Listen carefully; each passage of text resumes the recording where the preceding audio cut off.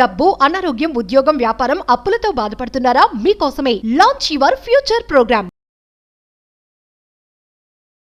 నమస్తే, welcome back to Suman TV. Venezuela, America ఈ రెండు దేశాల మధ్య గత కొద్ది రోజులుగా టెన్షన్ వాతావరణం చూస్తూనే ఉన్నాం. మరి డ్రగ్స్ ని అమెరికాలోకి తీసుకొస్తున్నారని చెప్పేసి ట్రంప్ ఆరోపిస్తున్నాడు. చమురు నిక్షేపాల కోసమే అంటూ మదురో విమర్శలు చేస్తున్నారు. మరి అధ్యక్షుడి నిర్బంధానికి కారణం ఇదేనా?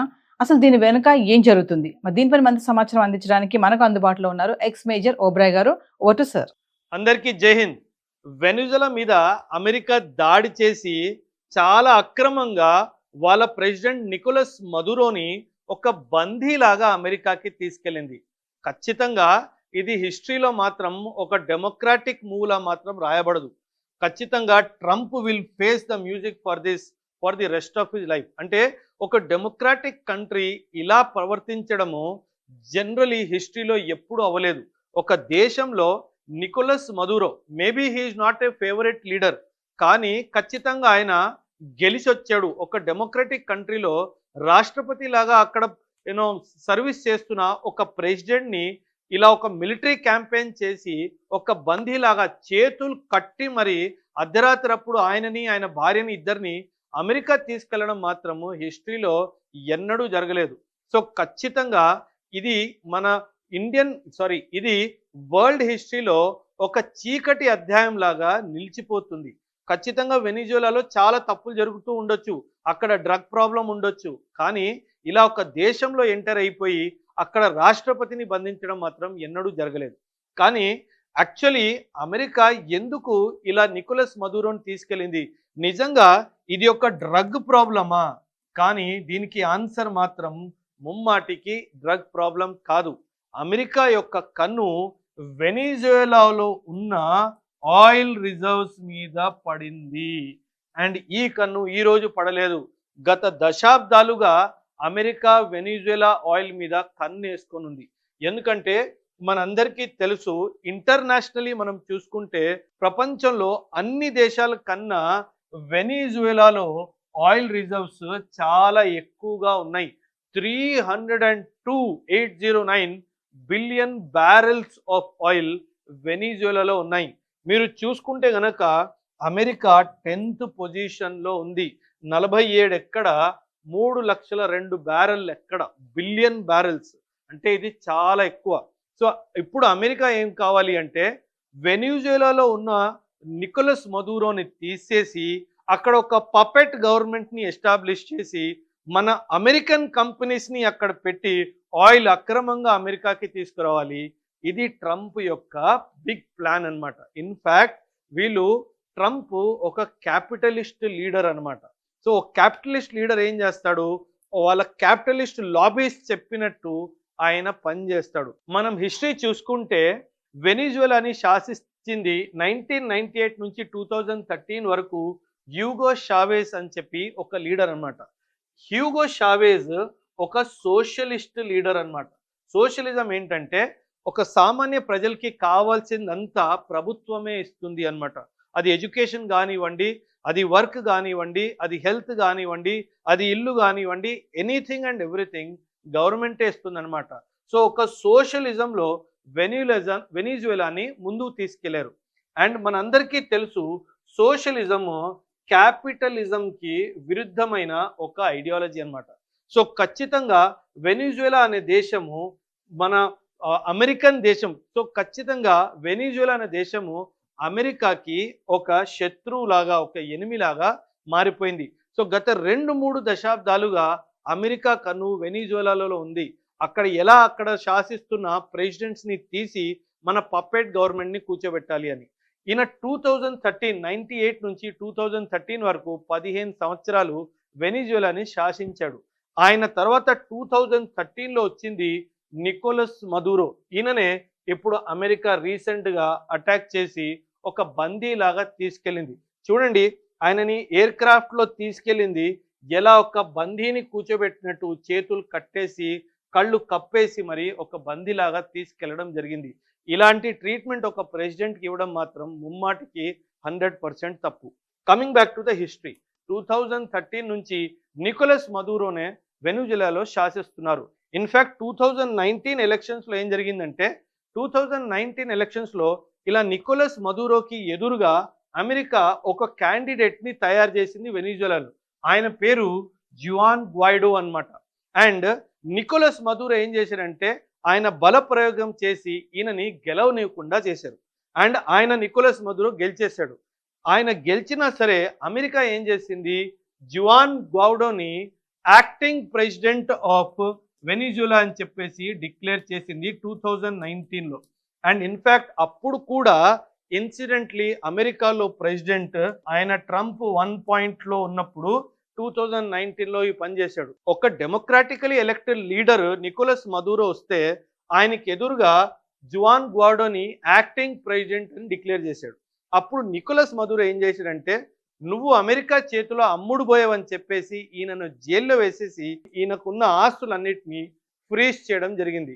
అప్పుడు మొదలైంది వెనిజులాకి అండ్ అమెరికాకి డైరెక్ట్ కన్ఫ్రంటేషన్ అన్నమాట. అప్పటి నుంచి 2019 నుంచి ఇన్ఫ్యాక్ట్ మనందరికీ తెలుసు 2020లో మనకి జో బిడెన్ గారు యుఎస్ ప్రెసిడెంట్ లాగా వచ్చారు. ఆయన కొంచెం వెనిజులాతో రిలేషన్షిప్స్ బాగు చేయడానికి ట్రై చేశాడు. కానీ మళ్ళీ మనందరికీ తెలుసు ట్రంప్ 2.0 2025లో ఈయన మళ్ళీ తిరిగి రావడం జరిగింది. ఈయన రాగానే ఈయన ఏం చేశాడంటే మొట్టమొదటిగా జనవరి 2025లో ఈయన పని స్టార్ట్ చేస్తే మార్చి 2025లో ఈయన మళ్ళీ వెనిజులా మీద అన్ని శాంక్షన్స్ని మళ్ళీ విధించడం స్టార్ట్ చేశాడు. సో నౌ అండ్ గత 6 నెలలుగా ఒక నరేటివ్ క్రియేట్ చేశారు. చూడండి ఎంత బ్యూటిఫుల్గా ఒక నరేటివ్ క్రియేట్ చేశారు. ఈ నరేటివ్ ఏమని క్రియేట్ చేశారు, వెనిజువేలాలో అక్కడి గవర్నమెంట్ డ్రగ్స్ని కంట్రోల్ చేయలేకపోతుంది అని చెప్పేసి వెనిజువేలాకి చుట్టూరున వీళ్ళు వార్షిప్స్ని డిప్లాయ్ చేశాడు.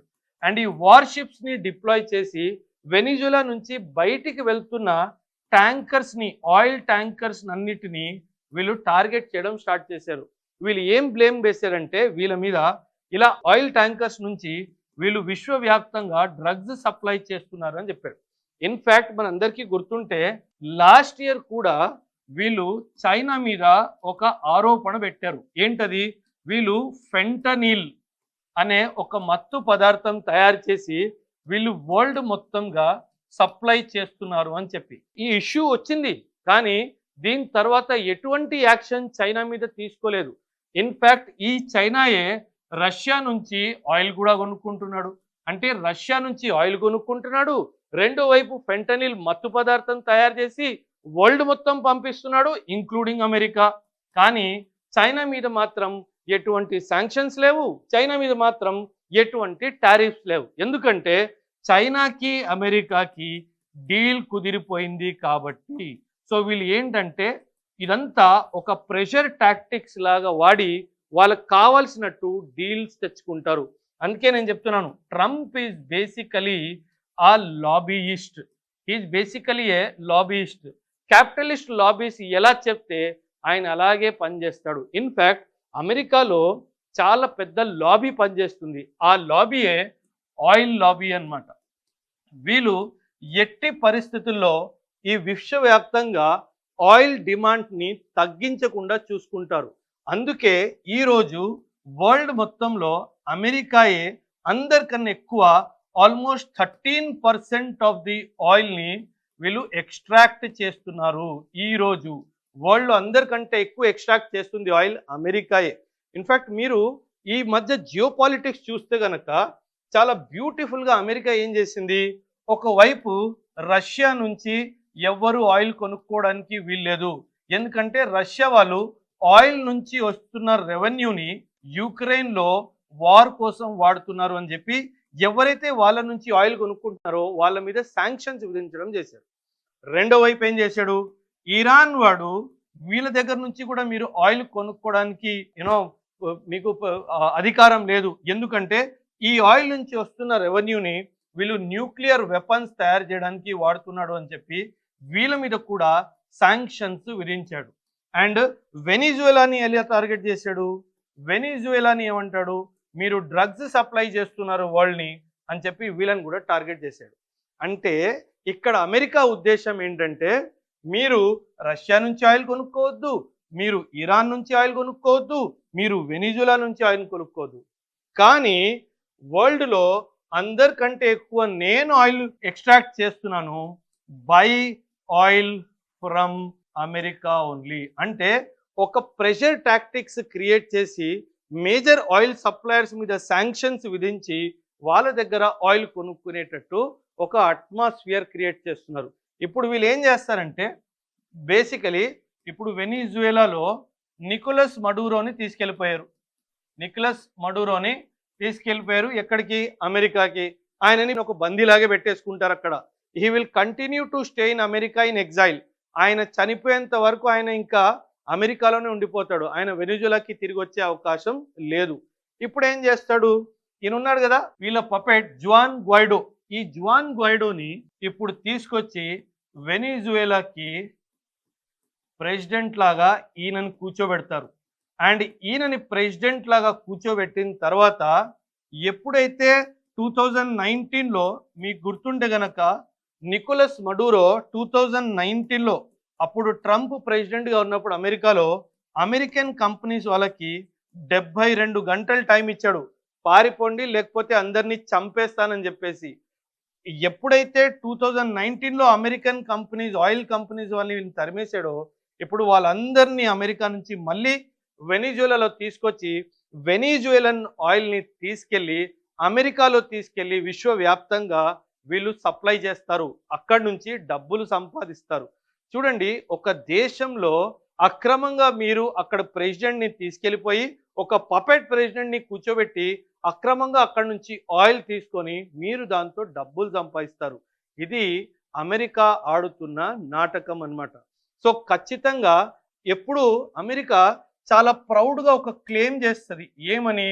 వీఆర్ ఏ డెమోక్రాటిక్ కంట్రీ అని చెప్పేసి. కానీ వీళ్ళు చేసిన ఈ పని తర్వాత మాత్రం ఖచ్చితంగా అమెరికా ఒక డెమోక్రాటిక్ కంట్రీ అని మాత్రం ఆ అర్హత కోల్పోయింది. ఎందుకంటే ఇలాంటి పనులు చేసిన తర్వాత మీ డెమోక్రటిక్ ఎలాగవుతారు? ఒక సావరిన్ దేశం, Venezuela is a sovereign country. In fact 1945 world war 2 తర్వాత న్యూ వరల్డ్ ఆర్డర్ ఏర్పడింది అనమాట. ఈ న్యూ వరల్డ్ ఆర్డర్ ఏంటి అంటే ఒక దేశము ఇంకొక దేశం మీద బల ప్రయోగం చెయ్యకూడదు అని చెప్పి న్యూ వరల్డ్ ఆర్డర్ తీసుకొచ్చిందే అమెరికా వరల్డ్ వార్ 2 తర్వాత.